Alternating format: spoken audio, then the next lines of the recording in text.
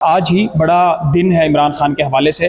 कुछ ही घंटों में इमरान खान के हवाले से एक बड़ी खबर आ सकती है। 9 मई के मुकदमात हैं और उस पे लाहौर हाई कोर्ट ने आज फैसला देना है इसके हवाले से। और ख़ास तौर पे एक सर इस वक्त हवा चल रही है, आवाज़ें उठ रही हैं कि इमरान खान की रिहाई करीब है, रिहाई होने जा रही है। क्या देख रहे हैं?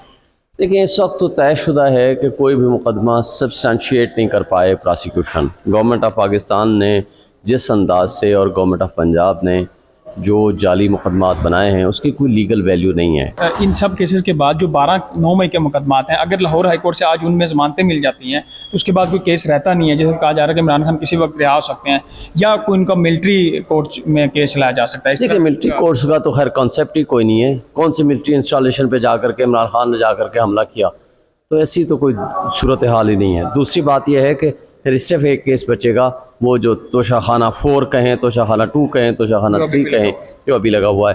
तो मेरा ख्याल है उसके अलावा कोई और मुकदमा नहीं है। मैं नहीं समझता कि इमरान खान को ज़्यादा देर के लिए फिर जेल में। कल हमने देखा कि इंटरनेशनल जितने भी न्यूज़ चैनल्स थे उन्होंने हेडलाइन लगाई, इमरान खान ऑक्सफोर्ड यूनिवर्सिटी के लिए वाइस चांसलर के लिए इलेक्शन कॉन्टेस्ट कर रहे हैं जेल से ही, और भी उनके मुकाबले में बड़ी शख्सियात हैं। इस पर क्या कहेंगे? देखें, वो पहले भी एक यूनिवर्सिटी के ब्रेडफोर्ड के आई थिंक चांसलर रहे हैं। दूसरी बात यह है कि वो एक इंटरनेशनल फेम की शख्सियत हैं, तो एक पढ़े लिखे शख्स हैं, ऑक्सफोर्ड से पढ़े लिखे हुए हैं।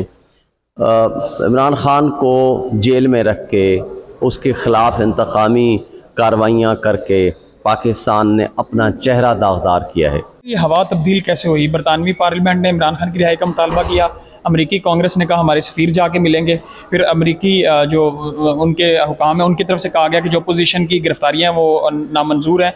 तो इंटरनेशनल एकदम हवा बदली है। ये अब गुज़श्ता रोज़ तजिया कर सुहेल वड़ैच कह रहे थे कि अगर इमरान खान बाहर आते हैं तो वो डील के तहत ही आएंगे। क्या कहेंगे?